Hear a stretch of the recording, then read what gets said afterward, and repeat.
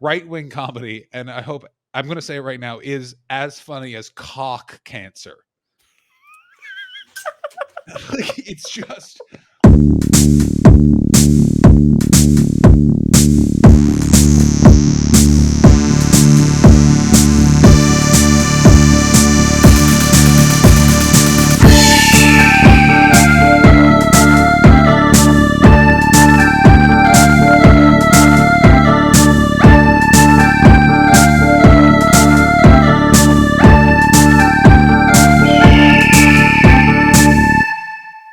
There we go. You see, and now that's actually quite good. That is quite good. You have a lovely culturally appropriated top that should be worn by some sort of advocate for civil rights in the 70s. Instead, it's being worn by noted colonial oppressor Alfonso Debois Brown. It looks like it might have been worn by a character in the hit film The Trial of the Chicago 7. Oh, yes. Excellent. Now, what did you think of that film? I feel like I would like to discuss it with you. I think it was exactly the sort of syrup I needed at the time. As did I. It was absolute nonsense pap, but delicious. Like, it was perfect. Like that perfect. Yep. That's a nice mix of loveliness. And like, oh, things are going to be all right. It's going to justify everything. It doesn't go into Abby Hoffman's love of suicide and that Jerry Rubin just went on to be the world's worst capitalist. Oh, it's lovely. Well, I don't know any of the intricacies of the history. Here's what I'll tell you. Do not look into it. Do not look into what the U.S. government did to the Black Panthers, because you won't be pleased with humanity. Well, no, I'm not pleased with humanity at the best of times. But no, I think that the thing at the end, it had a real Al Pacino film where he's, are you blind? Are you fucking blind? Scent of a Woman. That lovely moment at the end where he gives his big speech in front of the school, and then the school applauds and the strings play and everybody feels the well of emotion that we're told to feel. Do you how often do you think about the fact that in the early 90s every third movie was just about an old man and a private school and like an older gentleman at a private school just figuring it out? Well, I haven't done the math on that. It's every third like film. You have. It's every third film. Every third and film. I'm glad to now realize that. And also, I'm not that I want to ruin the carefully worked out math that you have shared with me. I mean, but could I know another film where that's the case? There's in fact only one other film that comes to mind, so I may have been exercising a bit of the old hyperbole. As it's known. Dearest me. It is, if you can only think of one. Yep. Then every third film is quite a mathematical leap. You know what? It's a real Brexit of math is what I've just done there. I've done a real populist error. Dead Poet Society is the other one that comes to mind. Is a nice gentleman pops over to a private school and has a situation. I suppose Good Will Hunting. That's not a state. Yeah. That's a what you would call a public school. What we would call a state school. Well, no, Good Will Hunting. Well, Good Will Hunting is Harvard, and he's a janitor. He's not in school. Oh, sorry. I'm sorry. Yes, of course. Thank you so much. Yes. Anyway, so yeah, we can have a similar kind of flavor there. Apart from he's not a rich kid; he's the janitor. Yeah. Good Will Hunting is so fun in that it was supposed to be a spy movie, and it took William Golding or Goldman, I can't remember, whoever wrote The Princess Bride, read the script and was like, "No, just have it be about this guy who's good at math. It's not a spy movie. That's stupid, you fucking idiots." And they're like, "Oh, that's a great idea." And then they just took it out and then hired Robin Williams. And Robin Williams just basically said what he wanted and said stuff that a therapist had said to him. And then they just edited it together, which is because if you look at Good Will Hunting, it's a very disjointed, odd film. And then you have that information. You're like, oh, yeah, that makes sense. That feels like one of those things that like somebody might have. It can't just be stuff Robin Williams made up on the spot. Cocaine isn't that good. There's just no way. He was that good. And Robin Williams is, yes, probably a bit of a joke thief, but he did improve upon all of those other comedians' jokes. John said, again, with unnecessary aplomb and exaggeration. Oh, yeah, but again, but here's the thing with Matt Damon and Ben Affleck. Why haven't they written another script then? Because acting is so much easier. Yeah, it's They true. can just like fuck about in a mall or as Batman or look for Madeline McCann or whatever it is they want to do. What movie And is that last one? Gone Girl. Mm. Yes, of course. I never saw that, but I hear that you see Ben Affleck's penis and it is delicious. He got a big penis. Um, Richard Pryor is way better than he needed to be a comedian at the time he was. Like, if you look at other people that are a comedian in the 70s, Richard Pryor was so much better. Like, George Carlin's very good, but some of George Carlin's stuff is literally like, he's got shoes. Shoes are on. Am I on shoes? No, I'm on pots. And you're like, shut up. Here's a whale. Here's a snail. That rhymes. Oh, big round of applause. It rhymes. Yeah. I agree with Blueberries. you. I'd say they're purple. Like, fuck off, George. What's that bigger? When is this cigar smoking bullshit in this country gonna stop? You know what I just read about the other day? Cancer of the mouth. Good. Fuck them. Yeah. And whilst that's got something to recommend it, I think it's not like I wouldn't describe it as witty. Yeah.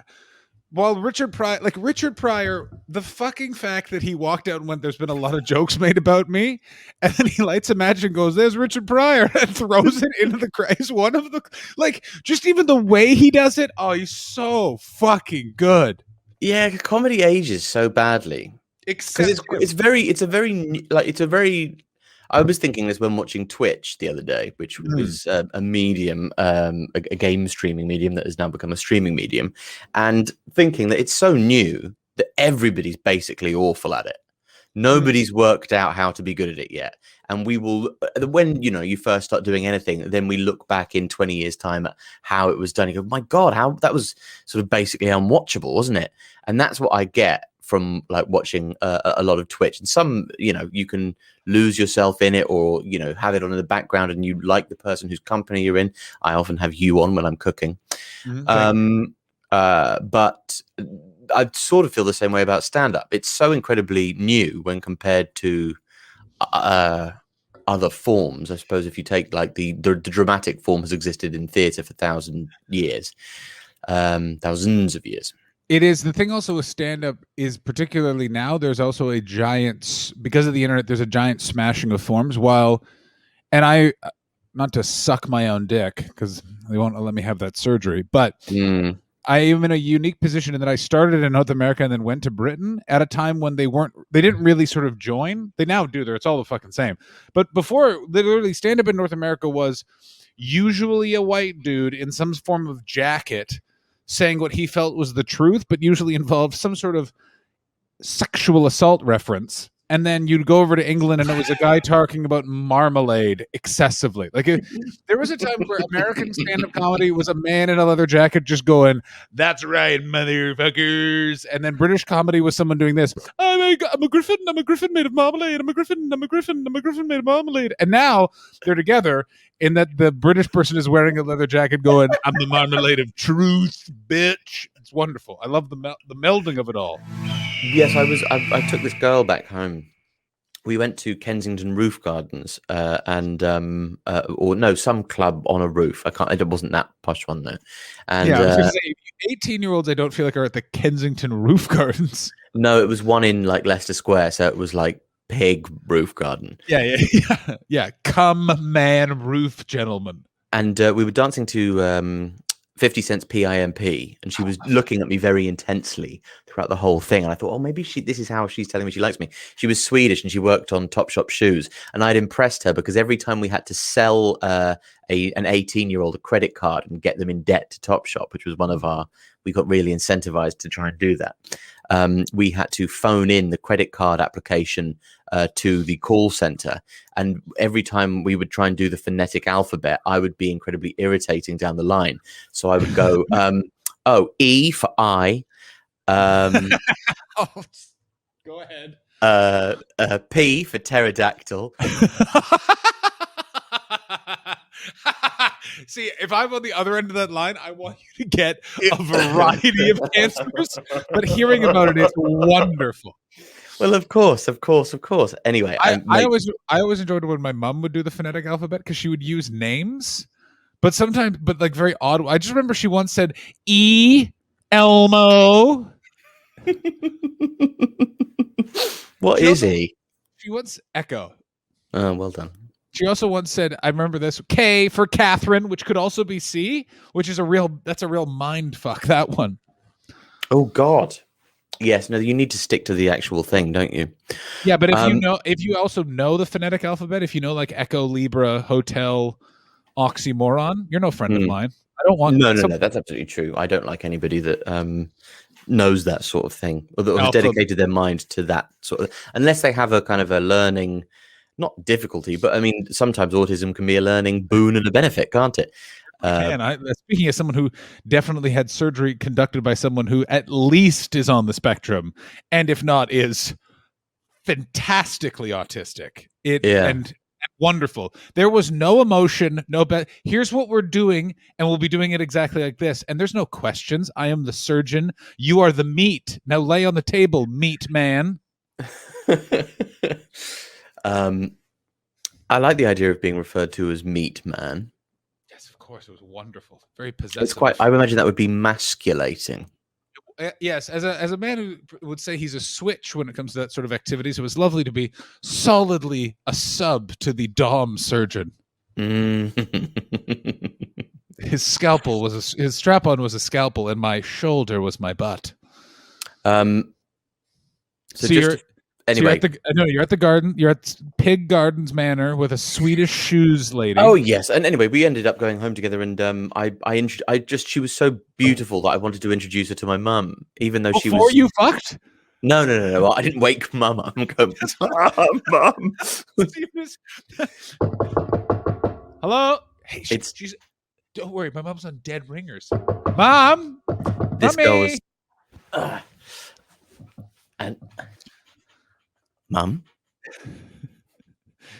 go on, be mum. Yes, dear. I'm sorry to bother you. I know it's late. I just brought a woman home. Oh, is she all right? Is she hurt in some manner? No, her name's Helena, and she works in the shoe department at Topshop. Oh, I believe she tells me she's also a stripper at Stringfellows. well, let's get a look at her. Let's see where the curves meet the road, as my father used to say when he was. The thing is, the reason why I'm working you up is I'm very proud of myself, and I'd like you to see her buttocks and her face. Well, you've taken the mustard of me, Alfredo. Now bring her in here and have her do a little pirouette like we're at Crowbar, and I will take the measure of her behind. No, in the morning, which is worse because you sort of know. Yeah, no, the morning is because the evening is you're all jazzed up and filled with cum and excitement.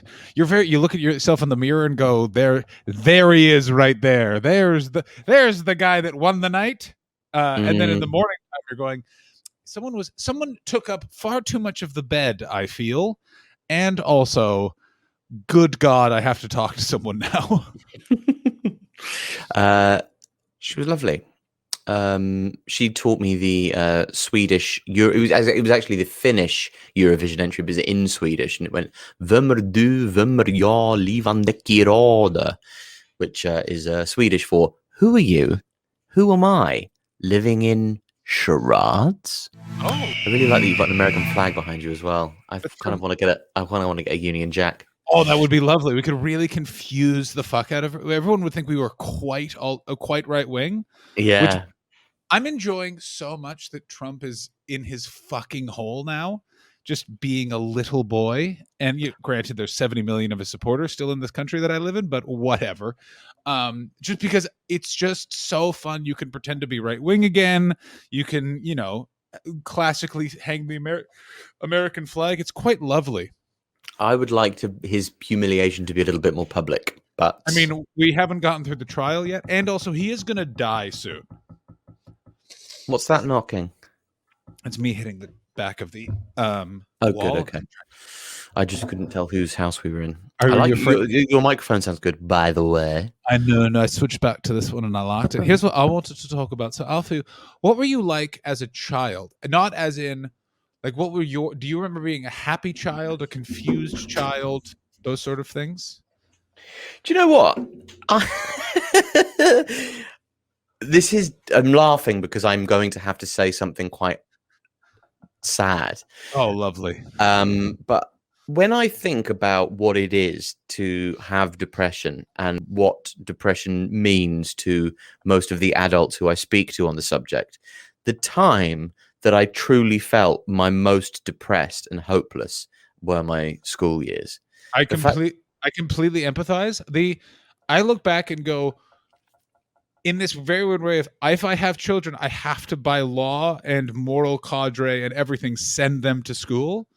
But I truly have never felt less happy, in control, respect, appreciation, anything than being in school. yeah, no, I felt completely hopeless and like it was a trap. And that I remember the best part of my day would be when my stepmother would bring me in my Ready Brek. Do you have Ready Brek in the United States of America / Well, Canada? no, and I demand to know what Ready Break. I'm going to. It sounds like a ready breakfast. It's porridge marketed to children. Basically, it's just porridge that is slightly less lumpy and slightly sweeter. Britain has the weirdest thing for kids. Who looks at porridge and goes, "Fucking children will love this." Well, the marketers of Ready Nestle, Yeah, and they did a good job. I know, but you see, We in loved Canada, Ready Brek. in Canada, Chocolate Ready Brek, that was a real treat. in Canada, they just be like, "Let's give them diabetes gun tank leprechaun flakes." That's what we got. We got literally like. Well, I think there was more when you were in the American breakfast marketing to children. There's more honesty because they go, listen, you're gonna have your foot cut off, but we're gonna have a very good time when we get there. North America, because I was late 80s, early 90s was the high dirge of like, you want to know what's for breakfast, motherfucker? We've taken sausage. We have put high fructose corn syrup. We have shoved that inside of a fucking honeybee's vagina. We've enlarged the honeybee. We've deep fried it.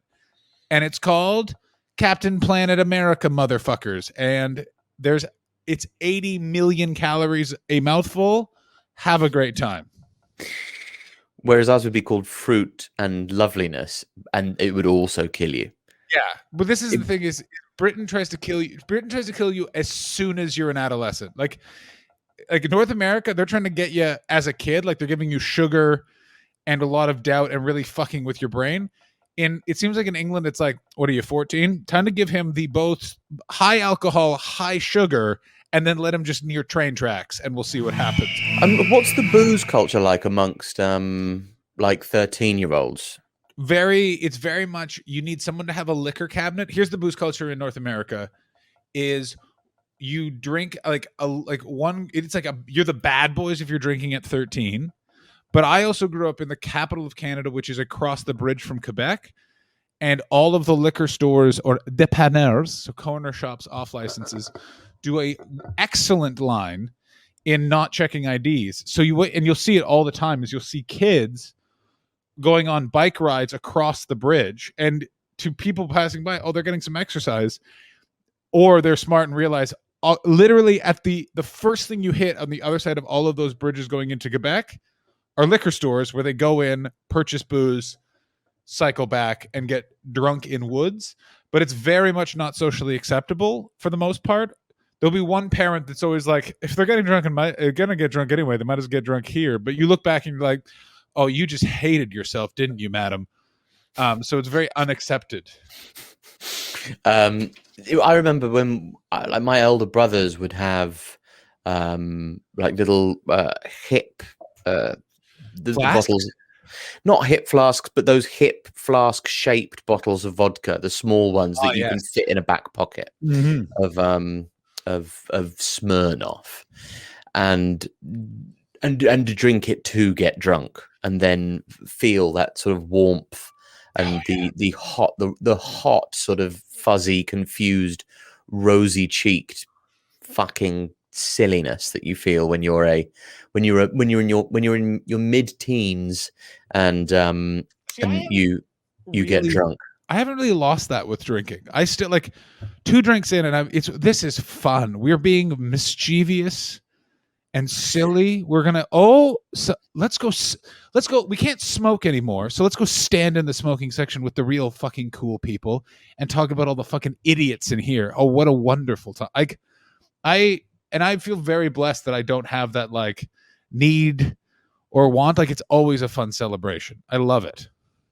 No, but I'm talking specifically about when I used to drink when I was a teenager, I used to get incredibly rosy cheeks and feel like I was having a hot flush, and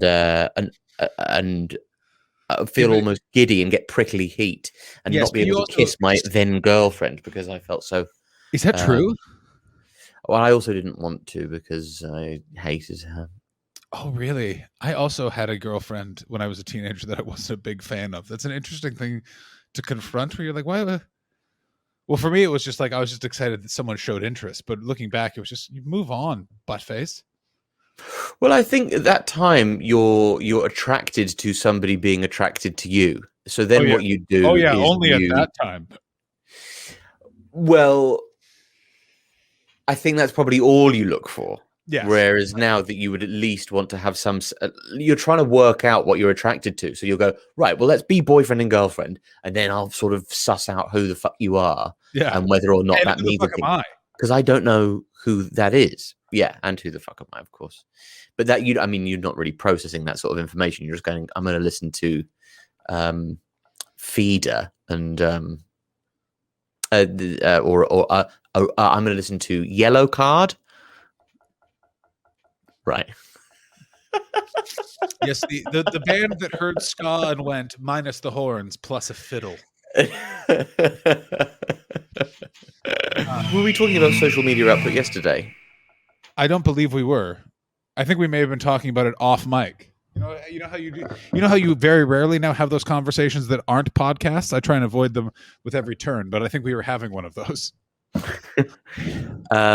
We were talking about the social media content that gets put out online and people trying to find. And I wonder what the repercussions of this are. I was speaking to my friend who works in music earlier, and he was saying that it's very rare that somebody gets a record deal now without first having an absolutely enormous TikTok following. Yes, it's an interesting thing. What's also interesting about all of that is I have been around long enough, as have you, that TikTok is the like 11th iteration of that then will go away again. Like I'm so aware that it's like this is all just sand. There's a certain number of people that get famous from the platform, and then that's it. And then it moves on to something else. Sure, but I mean, I think the TikTok and the fact that it is TikTok right now is not the problem. What the problem is that people don't, and this happens in comedy as well, they don't book you, they book your social media following. Yes, what it is that it's they're buying your reach. Exactly. They're using you as a PR firm. Yeah. Which, by the way, makes sense because it's a much easier way to do it, especially now in these turbulent economic times. But then you've got to think, like, why would I bother making anything for anybody when I can just, like, surely what we should all be doing is focusing on how best to communicate with the great big audience that exists floating permanently in the digital ether, and how we can. Well, I mean, that is literally what we're doing right now. I suppose I would be like, that's what we're doing. What we're doing right now is our version of TikTok using podcasting and video, because in the end, also, I've seen a lot of people. You're slightly younger than I am, only slightly. There's also a certain point where you have to acknowledge that you're going to be a follower and not a leader, and some people look really bad just chasing it. There's certain people in every sort of group walk of life that are usually trying to use TikTok to build their following. But the way they're doing it is they're doing it by looking at what other people are doing and replicating it. And it comes across so fucking sad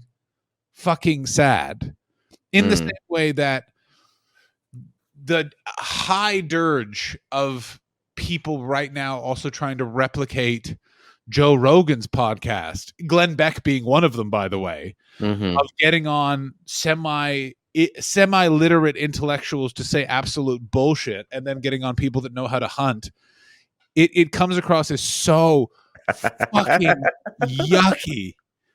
And that's the thing that I am more sad about. Social media has robbed us of this weird, it's sort of robbed everyone of self-awareness, and everyone is just chasing after views, not realizing that you're actually hurt. Like, I'm fine that someone like Glenn Beck is hurting his cum a little bit, but you're just like, you're giving everyone more ammunition to call you an asshole. The one nice thing I can say about Jordan Peterson, besides the fact that he came out and said he was a pill addict and he doesn't stand by anything he said, and then he came back and reversed that statement, which in terms of a final chapter of that man's 15 minutes of fame, luxurious in its flavor. Yes. Was that all of his bigotry and backwards thought was very uniquely couched in psychoanalysis, and that I found very refreshing for someone who was a horrific human being. Well, his mainstream opinions were actually fairly easy to, he backed them up rather well. He said he in broadly speaking, in interviews, he conducted himself with dignity, and he made his points, and then said multivariate research quite a lot. And then it's the dark bits of the YouTube videos where you go, oh, do you not believe in evolution, or whatever it is he doesn't believe in? No. But also his points, and it's why I find Jordan Peterson to be so fascinating, because he exactly convinced everyone that, because he just said things calmly, but he did one of the most annoying things ever, which was, and he was quite clever, is he would frame anything that you said about him in the negative as if it was a personal attack against him, which is very good in terms of an argument, because it makes everyone else look stupid, because it doesn't look like they're attacking your ideas. It just looks like they have nothing else, so they attack you. But it also made me realize, oh, this guy's absolutely disconnected from the world, and like has planned out his responses beforehand, and people are just falling into his traps. Because he does, like, his least controversial thing was like, make your bed, but he acted like he was the first person to tell people to make their bed. And then the second thing would be like, oh, by the way, gender is an ironclad thing. You should only eat red meat. Also, cultural Marxism is a great cancer. And then, oh, by the way, I invented that term. So, well, the red meat thing, he never really like proclaimed hard. He just went, I found it to be, and also this was like in the middle of him going mental. Like, this is like in the real demise of his brain, which it correlates perfectly with the all beef diet, whatever it is, like chicken giblets, and suddenly his brain started to dissolve, and everybody goes, well, were you eating any broccoli? No, only giblets. And only slabs of red meat and soda water. The points on everything else, I mean, he made them very well, and like him making those points is, whether or not you disagree with him, it wasn't really the problem. He became the problem with this, with the repetition of phrases like cultural Marxism, when he parted company with meaning. But he might have made the wrong argument, but he made the wrong argument well and in the right way. An excellent example of the employment of rhetoric. It was just what he was saying in a rhetorical way was gross and also annoying. And also it meant that a variety of my friends heard three things that he said, and then I had to fucking argue with them about political correctness. And it literally made me want to die, because I am 35 years old, and every 45 minutes of my lifetime, someone has said political correctness is destroying the arts. And that's not true, because if that is true, it's taking far too long, or it's just made up. And what happens is people get a bit older and they go, oh, things haven't really worked out. It can't be my fault. It must be political correctness. Is that what it is? Because I think that's what it is. Yeah. I mean, political correctness is another sort of term that doesn't really mean anything what people who use it think it means. But again, there is a like you get angry with audiences if they get offended by words before they've taken the time to listen to ideas. Yes, but I also but that's a different thing. Well, I think it's the same thing, and that's Go what ahead. people are referring to. I No, I think don't. when I people don't. get annoyed and aggravated because they haven't paid attention to the nuance of an idea that you're No, putting forward. I what I'm. Um, Here's the difference. The people that are screaming, "We have to stop the PC police." They're not using words that are employed, that nuance could be employed for the most part. Because bear in mind, I'm in the US and not the UK. The US is very different. Literally, it is people being like, well, it's political correctness gone mad. I was wearing my t-shirt that just had the N-word on it 40 times, and I was doing my famed joke song. I don't like those people on my lawn because of what they look like and who they sleep with. It's cancel culture gone mad. It's cancel culture gone mad. Also, when I do get angry at an audience for getting upset at the words that I've chosen, usually it's because it's utterly innocuous that they're getting upset about it, and they're also just parroting the idea of those words. But you can quantifiably say, I should and could, and in this situation, use those terms. A lot of other times in that sort of debate, it's words where you're going, you know better. You know better. And also, usually, the joke isn't that funny. That's the other issue. My main problem is most of the time when someone's like, it's political correctness gone mad, I'm allowed to say whatever I want. I'm like, can I hear the joke? And I'm like, well, that joke's not funny. So yeah, that's your problem. most of the time. But just because these people are usually wrong doesn't mean, or just because these people might be being right for the wrong reasons. So when somebody's got that t-shirt on and is complaining about not being able to sing that song, and they're saying there is a problem with people's, I don't know, maybe let's call it cancel culture, because political directness is what cancel culture was in the noughties. And it doesn't mean that there is nothing to that argument. You get people in this country like Lawrence Fox and people, and like he's responding to something that Actually, the point, I don't know who Lawrence Fox is, so just explain that to me, who is, just so I have some context for Lawrence Fox is an extremely bad actor, and a bad actor both in terms of he's bad at acting and a bad actor in the field of social discourse. So you could employ as one of my favorite ways of describing. He's a bad actor. Both definitions. Perfect. Thank you so much for praising that joke for me.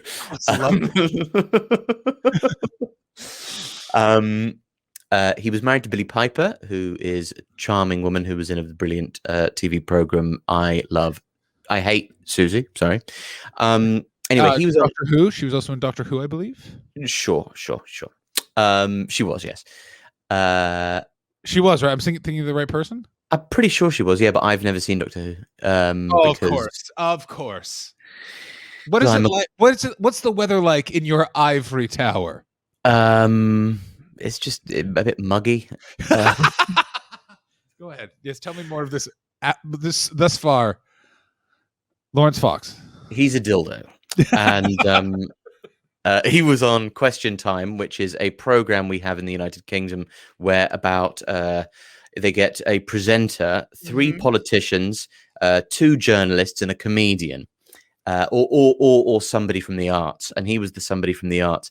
Anyway, he was saying, "Oh, you're just a white man with privilege." Somebody in the audience said, "So that's why you have got this point of view." He goes, the fact that I'm white is actually an immutable characteristic. To say that I'm white in a pejorative sense is actually a racial slur." And he's all aboard the anti cancel culture and no platforming bandwagon. And here's the thing. What I think obviously he is small-minded and he's bitter. And the fact that he's bitter, and you'll find this actually in, and excuse me for making this podcast too risque, but you'll find this in black and minority ethnic comedians who aren't where they want to be. They'll go, racism. It's racism. They go, well, there are some people who have made it that aren't you. And the same way when you've got an old white man going, yeah, but it's like it's like the woke culture. That's why I can't get any acting when nobody buys my music. You go, yeah, well, maybe you're shit. All right, Christopher, controversial. Let me back it up for a second. Okay, go on. Is what noted 2 definitional Lawrence Fox's response on Question Time where someone said you're white and you have. He is a privileged person in that he is a white person in Britain where that is still a benefit. So that is true. And also he is hearing it as a pejorative. He can't assume what that other person is saying. He was using it as a platform. Da da da. You hit the nail on the head. He's clearly just bitter. That's what I'm saying is all of it is filtered through bitterness. Yes, also in some other communities that aren't white, people will say it is racism, which is why I haven't been successful. What I would counter to what you're saying is that a lot of the times they are correct when they say it is racism. For there is a lot of people that if you actually look at it, they should be more successful when they are, or should be at least been given more opportunities than that they did not receive for a variety of other reasons that may or may not have been race. It's also, if you are a black person, if you're anyone but not a white person, you have been met with a shitload more racism than a white person. So I would assume, and this is a very odd thing to say as a straight white male, your speed is to go, well, it's probably racism because it's been racism before. It's always just weird for me, and this is maybe just speaking for me, that it has very rarely been met with racism in my life. I always find it weird when white people go, well, it's someone being racist towards me, being like, well, how often have you actually experienced that feeling to be able to pinpoint it? Couldn't it be something else? Also, and this is true of everyone, I'm amazed at the confidence that all of these people exhibit, especially white people, that they think that there's some grand conspiracy against them. Maybe it's because you're a piece of shit human being and don't deserve what you have, so they're trying to take it away because you're a bad actor. Both definitions, Lawrence Fox, would be my thing. And I would say that it's also one of those things where usually when a non-white person goes, it's racism, and I have, like every white person, and I'm willing to admit, I've gone, it's probably not. And then I have analyzed the situation and gone, there might be an element of that. Yeah, you might be right. Yeah, I mean, the important thing, I think, is for when confronting people like Lawrence Fox, and that was a very good monologue, and it was very shareable. Thank you. I cannot wait to have a panic attack about releasing this episode over whether or not, because I'm also at the point with all of these things where I know how I feel, but it's just, especially when because I lived through George Floyd and all that in America, where for a week, people went crazy with how you were supposed to respond to that in a emotionally manipulative way that kind of burnt out my sense of, what am I supposed to do to feel right about myself? Oh, I don't even know, because I found out that a bunch of white people I know were messaging people I know of color going, you're not speaking out enough against racism. And in that moment I went, I hate all people are shit. All people, burn it down. The society goes now. So yes, but that's because social media breeds such a culture of moral vanity.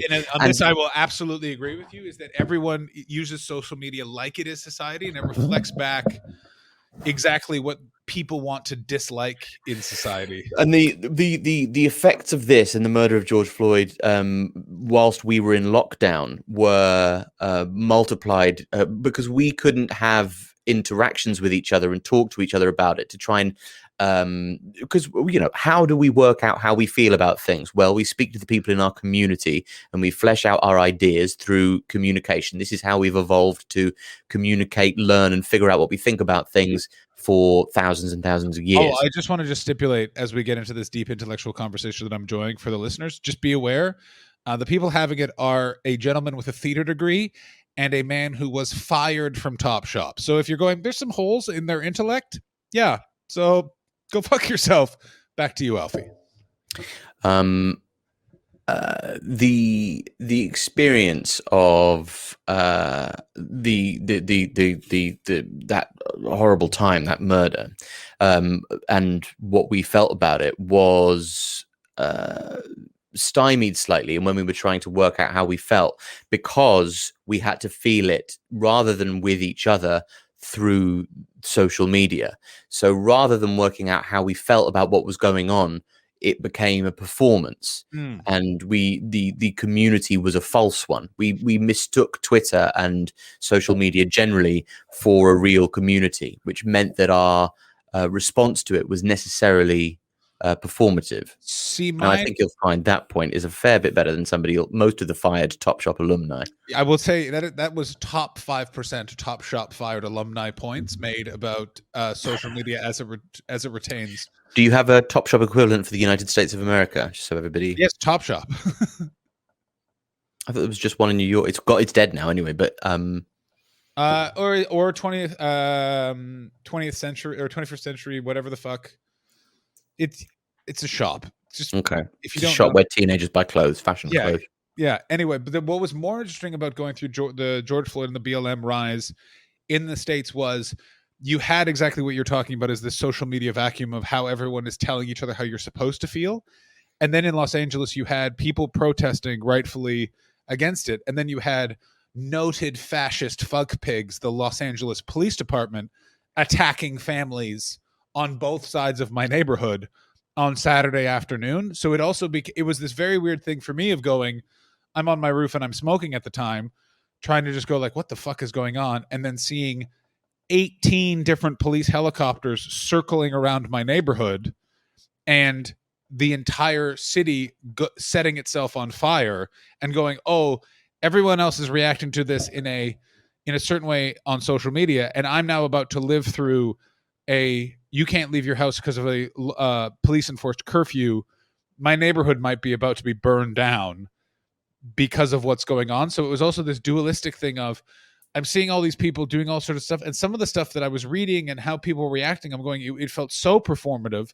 And then I'm also going and living things and seeing people using what was happening in LA as content for their social media and kind of using it to attach themselves to the movement. And that's where I got great disgust and then just started donating money to the Black Lives Matter movement anonymously. And then just sitting until now. Oh, I'm very generous. But that was a truly through the looking glass moment for me, because it was just, yes, no, this is made the argument for me. Yes, the police are fucking assholes. Also, is that a military helicopter? Oh, good. The military is now circling my fucking building. Where and by the way, there was nothing happening in my neighborhood. They just did it because we were betwixt where the police headquarters were and where a shitload of rioters were, so they were securing the area. It was fucking nightmare. But what it hit home to me is that the amount of people that don't realize that social media isn't a marketplace of ideas. It's a place where people go to vomit up their opinions and then walk away. And also it's a place, no one's mind is being changed anymore. Like the amount of 40-something-year-old white dude comedians from Canada that live in Britain that hang out with David. Well, there's only one that hangs out with David Icke and bangs on about fucking nonsense. But it's like, why are you putting that on social media? No one is convinced by you. Stop acting like, and Corona is another thing where there's people that legitimately don't think this virus is a thing. And I can't figure the fuck out how at this point they can't think it's a thing. Well, I think this brings us back quite neatly to Lawrence Fox and my initial point about Lawrence Fox and how we deal with Lawrence Fox. Aren't we just a couple of Billy Connolly's audience with, not the absolute horrible high horse? You're just not the salmon.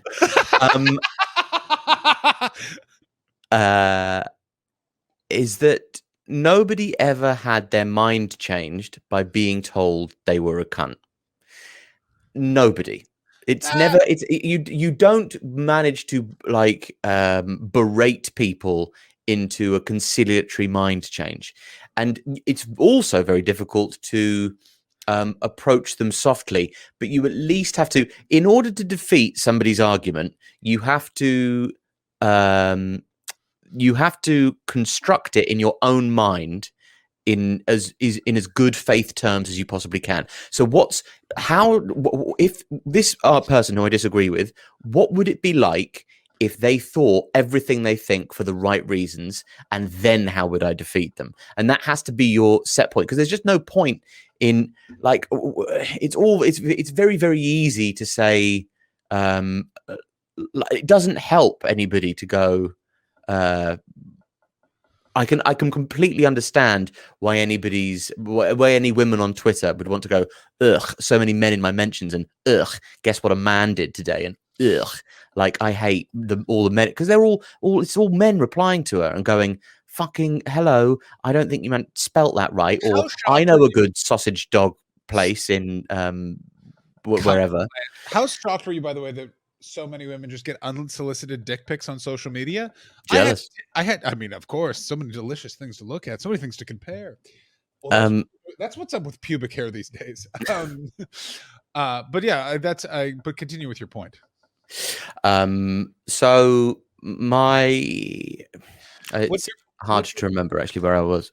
essentially what you were framing, and perhaps you can correct me, is that it's the idea of you're essentially saying that you're not going to change someone's opinion by confronting them with anger. It's the idea of attempt as much as you can to empathize with their point and then slowly kind of shift their polemic, for lack of a better term. Yes. So these people that we have who are society's villains, these privileged white men, there are some, and I completely appreciate that we view present day people in their historical context because we view the oppressed in their historical context. So it's like, well, we did this, so let's now do that.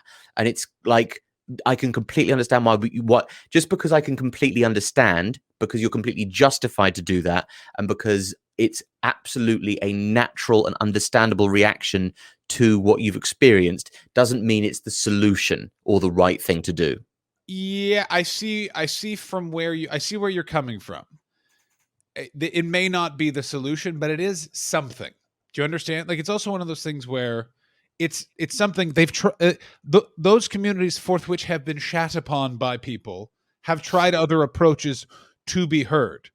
What they're doing right now is working. It's being discussed. This is a time where there is the most open discussion about gender dynamics and racial dynamics in any of those countries. So yes, I can understand from a philosophical point of view, I completely agree with you. There is a better approach, but if you are looking from the way of actually moving the dialogue forward, things are actually being openly discussed and openly understood in a much more active way than they ever have been before. Not to belabor the point, and this may be laboring it, but I don't think if we had not had the summer we had with the Black Lives Matter movement protests versus the storming of the Capitol, and you can compare the response from the authorities to those two events. Well, I That think America is a very it's whenever I kind of see or am reminded about the things like that, the how many whenever I was a kid and watching an Arnold Schwarzenegger film with my friend, we would count the number of times that if it was real life, he would have died. And I sort of did the same thing in the Capitol, like count how many times they would have died if they were black. yeah. Oh, Uh, it's many times. billions of times. Like, it would have been just they would have had fire trucks there to hose the blood off before Trump was done his like what no one talks about, by the way, is they were storming the Capitol during Trump's speech. It's almost like it was planned in a coordinated fashion between those groups. But I see again. All of my perspective is coming from the fact I've been in the States for 2 years. It is a much more hot button, real issue. Not that it's not a real issue. But, Make a note. It's on a 1 hour yeah, 6 edit. yeah, please. Like, here's the difference. Like, America had slavery in the grand scheme of things very recently, and it's still very like the Civil Rights Act was passed in 1968, which historically speaking was 30 minutes ago, and there's people still alive that are against that act being passed. Like, they passed that act, and then 7 days later they shot Martin Luther King Jr. in the fucking head. Like, it is racism and racial dynamics in the US is a real going hot fucking problem. Not that it isn't in Britain, but it's a Well, there are many more black people in America, and it as a historical kind of topic is more. In that Britain also has the classism. No country in the West is absolved of not being racist. Canada loves just acting like it's a number one good boy when it comes to the treatment of non-whites. And you go ask a native Canadian how that's going, and they'll go, "Oh, I'd give you a glass of water, but I'm using it to power my car because it's actual gasoline." And you go, "What's this now?" And they go, "Yeah, our water is gasoline because they're trying to kill us." They need Erin Brockovich there, don't they? Certainly do. What a movie! They're called boobs. Ow. I mean, Erin Brockovich, and I can't believe we've topped and tailed this topic of this absolutely Twitterable. I cannot wait This for heinous conversation. what. But also, the thing is that we'll have this conversation, and there are two white men talking about this topic. And there's the thing is that that's true, but we should be talking about it. Everybody should be talking about it. I mean, everyone should be talking about it. And also, I want it noted for the record that Alfie should be canceled, and I am 100% with Black people. I showed a lot more free thinking than you did. I agree. Oh, yeah, that's right. I'm totally influenced by. But again, I completely. It's just one of those things where, yes, people do very much react when it's two white people talking about these sort of things, but in the end, we are talking about it. So, what's going to happen? Join us next week for our trans episode. Yeah, join us next week for when we're both canceled, and we'll be doing this on Parler. I can't wait to be doing this on D Live. You do understand that the quickest route to success for us would be being a right-wing podcast. Oh, I mean, so we could. What the fuck are those two that are doing the right-wing podcast in Britain, where they're in a black room and they're constantly having trigonometry? Yeah. Oh my god! Within 30 minutes, we could do that. Here's the problem with that: is then we would be not true to ourselves, and also right-wing comedy. And I hope I'm going to say it right now is as funny as cock cancer. It's just fucking awful shit. It's absolutely fuck. Jeff Norcott is fucking hilarious, and it is a gargantuan feat that he's able to pull that off. He is walking a razor tobacco paper thin fucking line. The rest of it is because, by the way, here's the problem with fucking right-wing conservative ideals is they'll walk around going like, we're not the mainstream. You're the fucking, oh really? You held the presidency, the Senate in the United States for 4 years. All the news outlets that are right-wing are number one in all of the Western countries. And Boris Johnson, a right-wing person, has the biggest majority in a long time in Britain. You are the mainstream.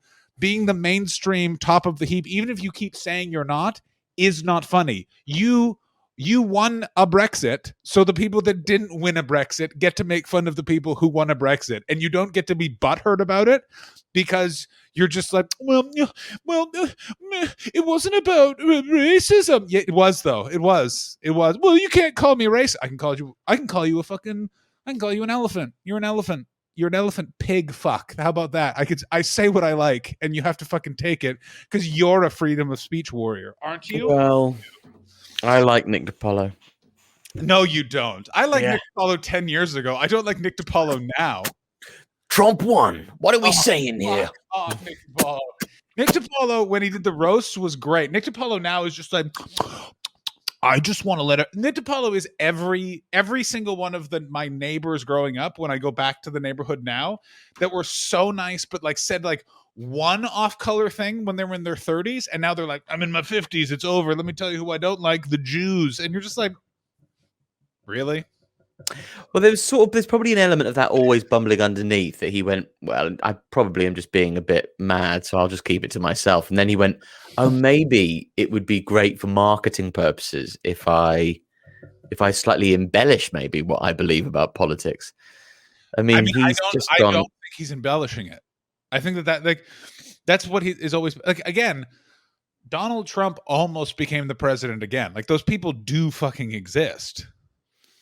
Like, no, I know, I'm sure they do. And this is the thing: when we talk about all of these things, we talk about them as liberals in the arts who are on social media. Now, most people are none of those three things. Yeah, If, one of if us is even currently living off of the state government in the US right now, while the other one is combing his beard. Lovely. mustache. Um, well, I think that was great, that little chat. And I didn't even get to ask you what I wanted to ask you about. You can still ask me what you want me to I'm ask. going to save it for tomorrow's podcast.